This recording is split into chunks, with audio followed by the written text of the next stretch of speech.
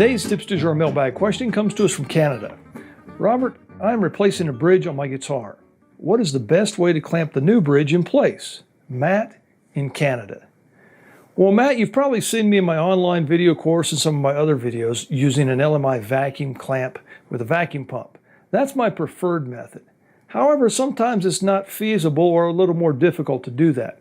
For example, when replacing a bridge on a guitar that already has the holes drilled in the soundboard for the bridge pins, and perhaps when the top of the soundboard has deformed over time and you don't get as clean a match between the bottom profile of the bridge and the top of the guitar as you would on a new guitar. In that case, I like to use a jig I got from LMI. Let's go over the bench, I'll show you how I do it. So Matt, here's a beautiful Martin 0018 that came into my shop. It's a 1943. It's in pretty good condition considering its age. However, somewhere along the way, somebody has replaced this bridge and it looks like it's made out of walnut. The original would have been Brazilian rosewood. The saddle slot doesn't go all the way through like the original would have as well. So the owner asked me to try and get it back to its original state. Here's the new bridge I just made. This is a Brazilian rosewood. The saddle slot goes all the way through. However, all of the holes have already been pre-drilled, causing problems with the vacuum. You'll have leaks.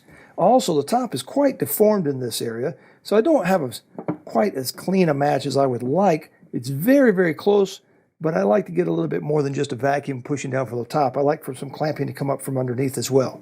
That's where I use the LMI clamping jig here.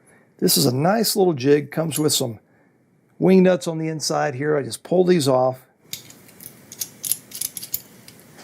And now I can place this jig right into the holes that I've made in the new bridge, and they match the slots or the holes already drilled in the top. Now I've already positioned the bridge, and the masking tape here shows me where I need to be. I can now just come in underneath with a washer and a wing nut and put back onto these two little threaded posts here.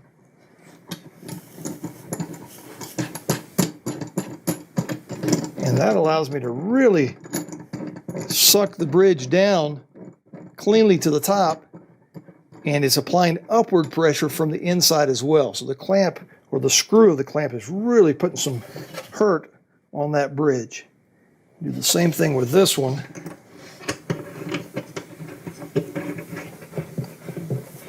Very good. Now, out here on the edges, you'll notice there's also a couple of threaded posts here.